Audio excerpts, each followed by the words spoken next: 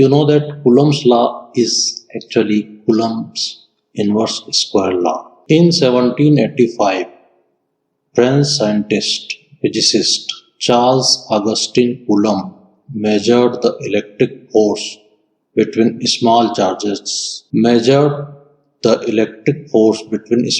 charged spheres using a torsion balance. ये हैं Charles August coulomb. इन्होंने कूलम्स इनवर्स स्क्वायर लॉ के observation दिए थे, जो कि हम देखने जा रहे हैं।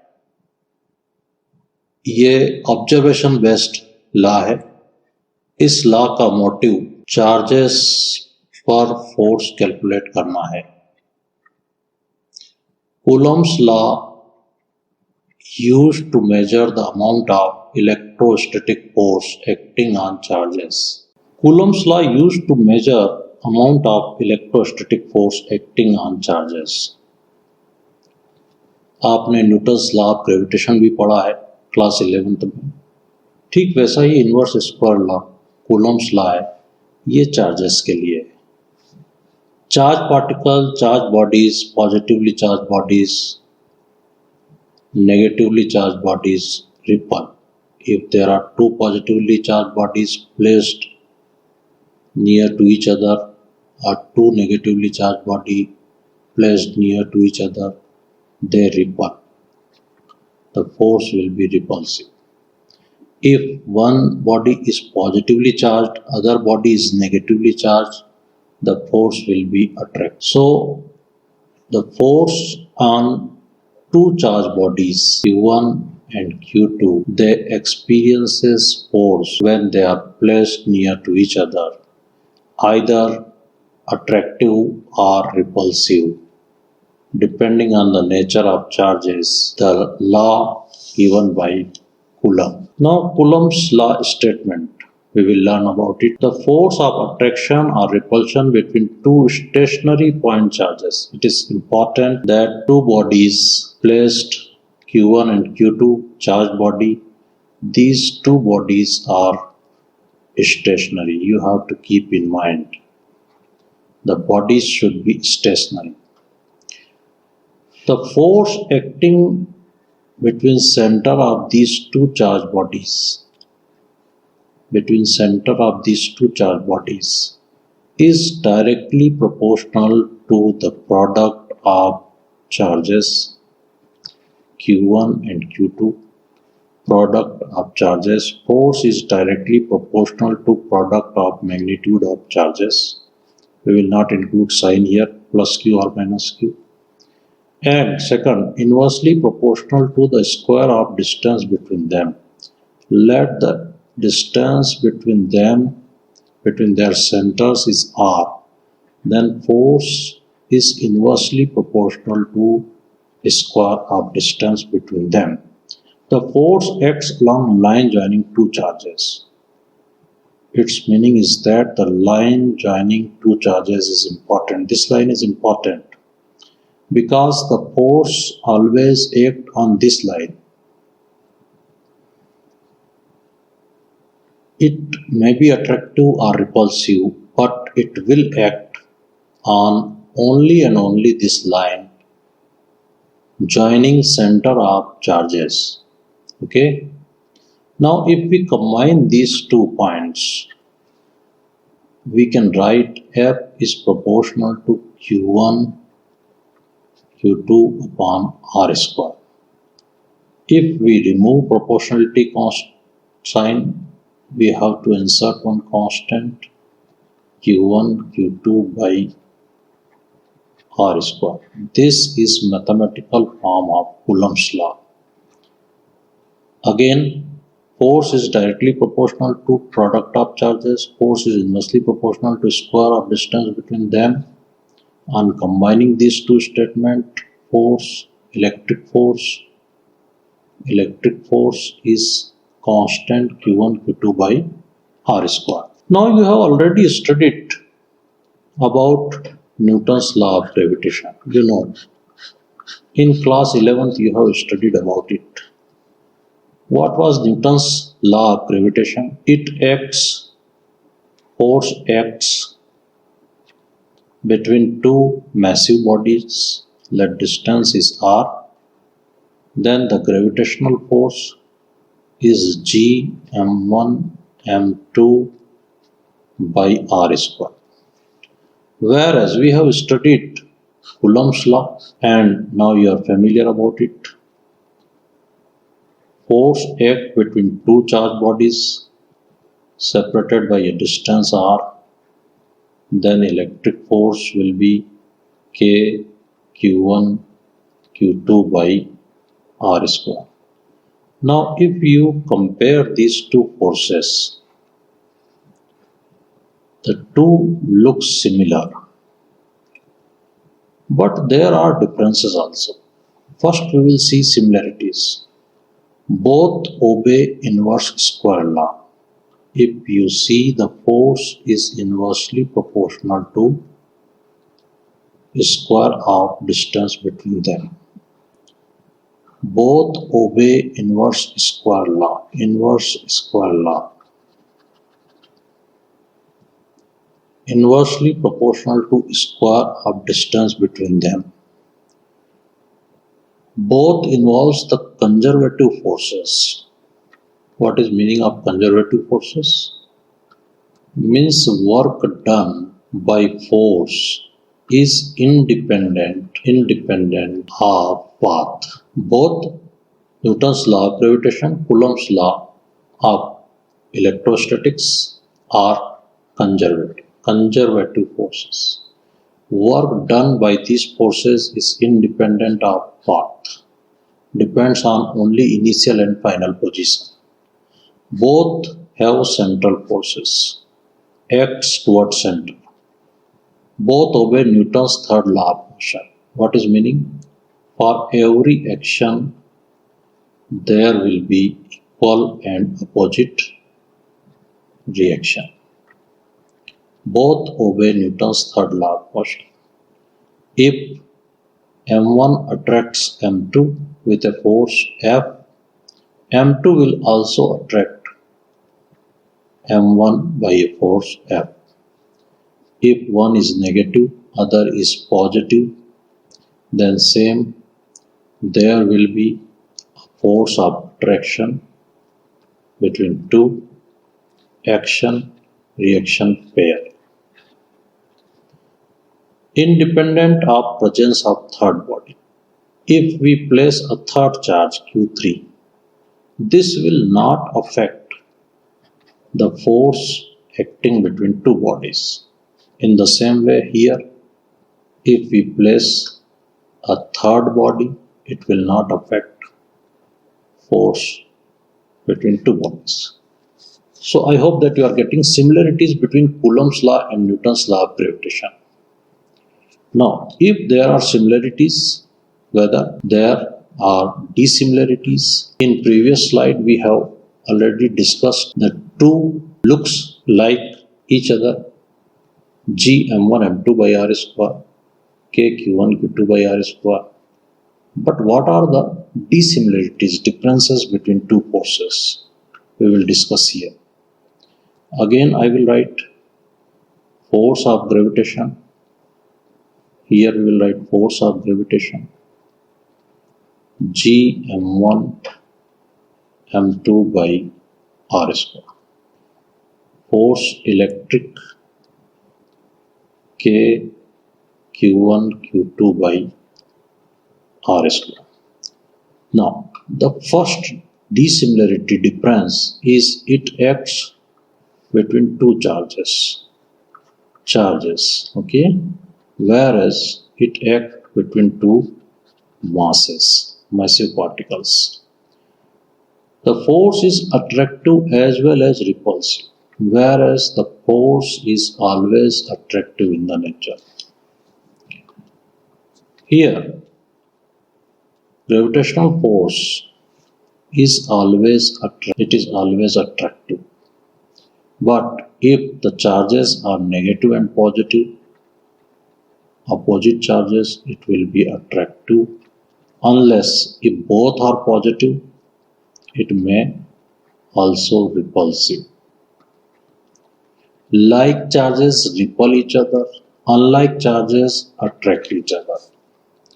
So this is one big difference, that gravitational force is attractive, always attractive, whereas it may be attractive or repulsive. This force operates over distance which are not very large. Basically, this is a short range force. It is a short range force. If the distance is less, it will act.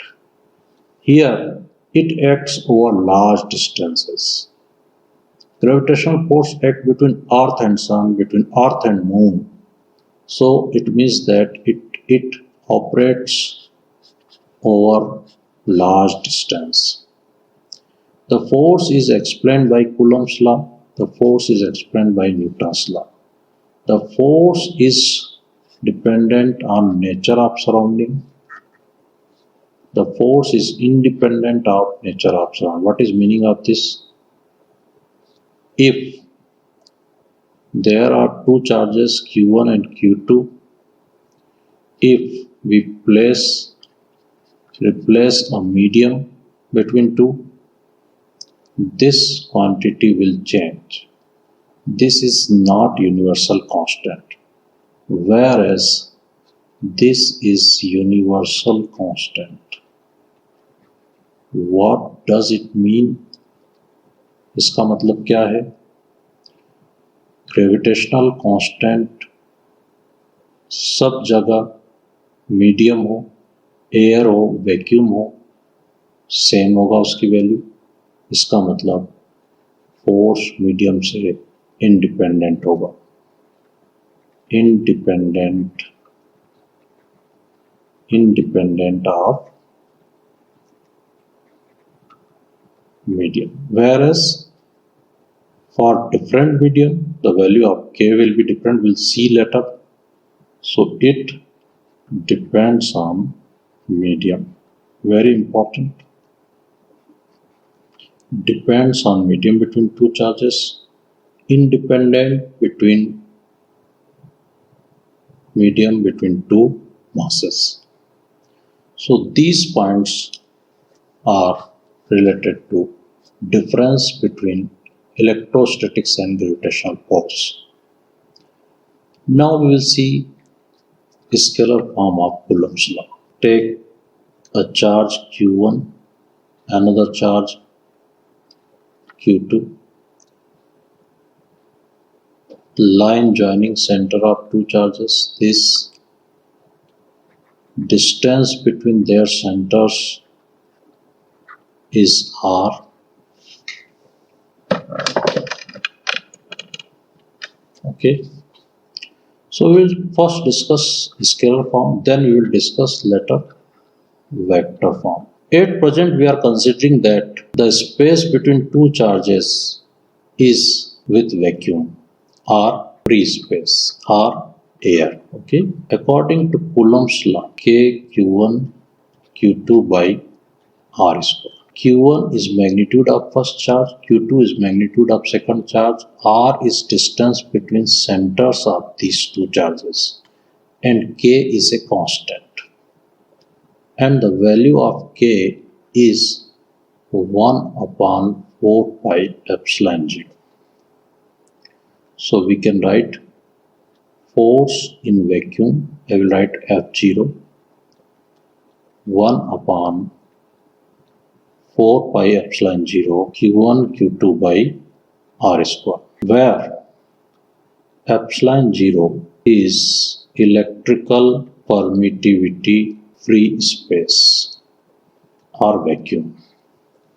Epsilon 0 is electrical permittivity of free space. Its value is 8.86 into 10 to the power minus 12 SI unit. Okay. Epsilon 0, Greek symbol, value. And if we put value of epsilon 0 here, it results 9 into 10 to the power 9 Newton meter square upon Coulomb square. This is value of constant K. It is fixed for vacuum, air or free space. But if medium changes,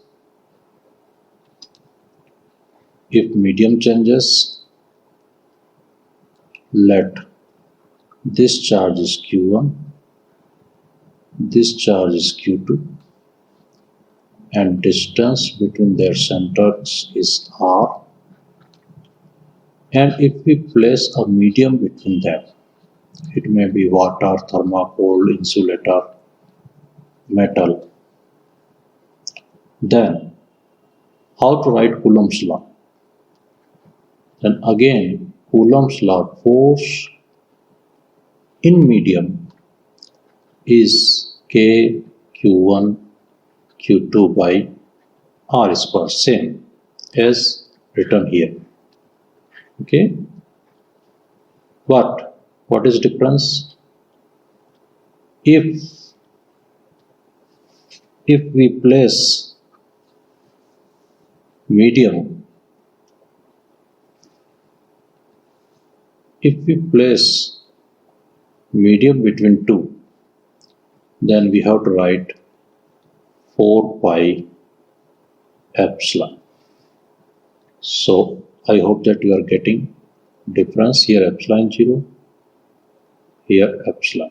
Rest is same, Q1 Q2 by R square. What is epsilon? It is electrical permittivity of medium.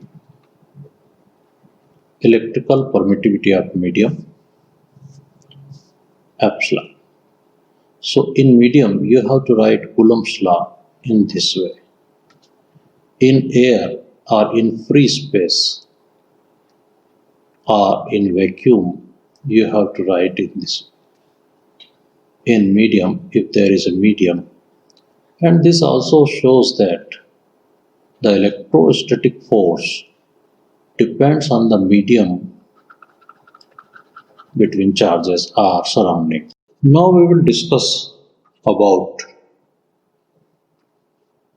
electrical permittivity of free space and permittivity of medium, and then also relative permittivity.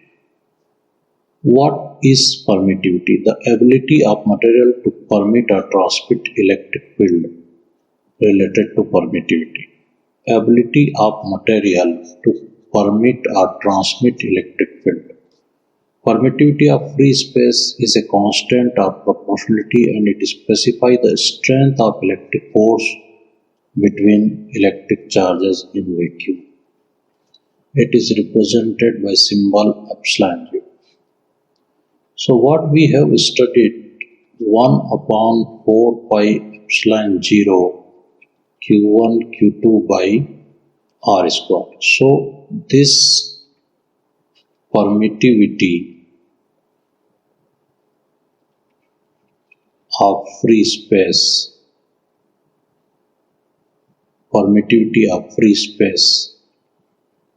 or vacuum actually determines what? It affects the force, and how much it affects the force is given by permittivity of free space. Now, its value epsilon 0 is 8.542 into 10 to the power minus 12 Coulomb square per Newton meter square. Epsilon 0 Coulomb square per Newton meter square. Its value epsilon 0, round figure, 8.6 into 10 to the power minus 12 SI unit. Okay. dimensional formula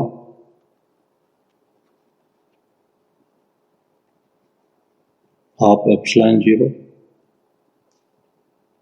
you can write q1 q2 upon f into r square.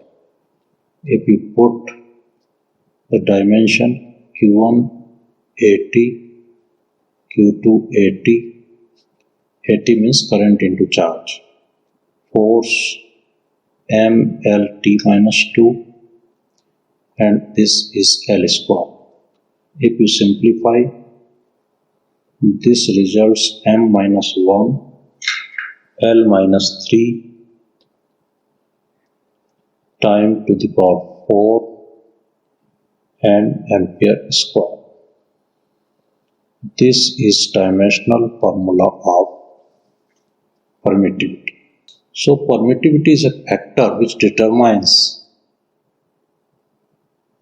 in which way the vacuum is affecting force between two charges. Now we will discuss one very important term, dielectric constant or relative permittivity. As you know that when two charges are placed in air or vacuum or free space, the force will be 1 upon 4 pi epsilon 0 q1 q2 by r square. But if this is replaced by a medium, the force changes, and in medium it becomes 1 upon 4 pi epsilon q1 q2 by r square, where epsilon is permittivity of that medium which is placed between the charges. But every time it is not possible to give the value of medium, permittivity of medium. That's why every time in questions they will assign a relative permittivity. And what is relative permittivity? Basically, relative permittivity is denoted by epsilon r. It is ratio of permittivity of a medium with ratio of free space. It means that relative permittivity is actually permittivity with respect to permittivity of free space. Permittivity of free space means if we consider permittivity of free space 1, then what will be the value of permittivity of medium? Epsilon r. This epsilon r is also denoted as K. This is K kappa, Greek symbol, and this K is also known as dielectric constant. This is very important. Frequently we will use in this chapter. And what is dielectric constant? It is a ratio of permittivity of medium to free space.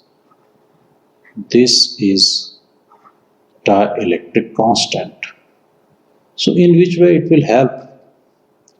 Now we can write epsilon as epsilon r epsilon 0 r k kappa epsilon 0. So we can replace force in medium is 1 upon 4 pi k epsilon 0 q1 q2 by r square. It means what? Now you can write 1 upon 4 pi epsilon 0, 1 upon 4 pi epsilon 0 q1 q2 by r square is nothing but F0, that is force in air or free space, upon kappa. It means what? It is clear that if we replace air from a medium, the force reduces by K times. Force in medium is less than force in air. If we replace air between two charges by water, if we fill water, okay, then force between two charges in water will be force in air upon the relative permittivity of water is 80. Dielectric constant of water is 80. So what we'll write? F water equal to F air upon 80. It means that 80 times force reduces, and that's why salt dissolve in water. Why? पानी में नमक घुल जाता है. क्यों? क्योंकि NaCl, Na plus Cl, sodium chloride, नमक, salt के बीच लगने वाला फोर्स 80 टाइम्स कम हो जाता है वाटर में. आसानी से साल्ट पानी में घुल जाएगा. Salt dissolve in water. This is practical example in which way the force changes due to medium. So here we can also add force in medium upon force in air. This is also one definition of dielectric constant, and dielectric constant of different medium will be different. Dielectric constant for vacuum is 1. For air we take same, but it is somewhat different because air is denser than vacuum. It is nearly equal to 1.0059, nearly equal to 1. That's why sometimes we write air or vacuum. Okay. Then paper, insulator. The term dielectric, this term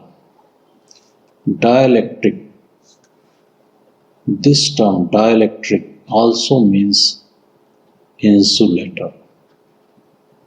So for paper is 3.6. And another thing, because metal is a conductor, it is not insulator, so its dielectric constant will be infinite. Remember, for metal dielectric constant is infinite. So now force in a medium, you can write 1 upon 4 pi K epsilon 0 Q1 Q2 by R square, or you can also write force in medium 1 upon 4 pi epsilon R epsilon 0 Q1 Q2 by R square. In this way, dielectric constant of medium is a important term, and it helps in determining the force between two charges in a medium. Now we are going to solve a simple numerical problem based on Coulomb's law. 2 point charges Q1 and Q2 are separated by a distance of 12 cm. What is magnitude of electric force? From this question, it is clear that 2 point charges Q1 and Q2 separated by r distance, and we have to find out the force, where Q1 is given 9 microcoulomb. You know that micro means 10 to the power minus 6 coulomb. We have to write in SI system. All unit you have to convert in SI system. Q2 is 4 microcoulomb, that is 4 into 10 to the power minus 6 coulomb, and the distance between them is 12 centimeter, or you can write 12 upon 100 meter. Okay, then the Coulomb force, because separated by distance, medium is not given, so we will consider the vacuum K Q1 Q2 by R square, force in air 1 upon 4 pi epsilon 0 Q1 Q2 by r square. Now put the value. It is nearly equal to 9 into 10 to the power 9. Q1 is 9 into 10 to the power minus 6. And Q2 is 4 into 10 to the power minus 6 upon r square means 12 square into 100, 100 means 10 to the power 2. This will become 10 to the power 4. Now separate all numbers. Okay, 9 into 9 into 4 upon 12 into 12. Separate powers of 10. 9 minus 6 plus 4. Now you can easily solve, and the force after calculation results in 22.47 Newton.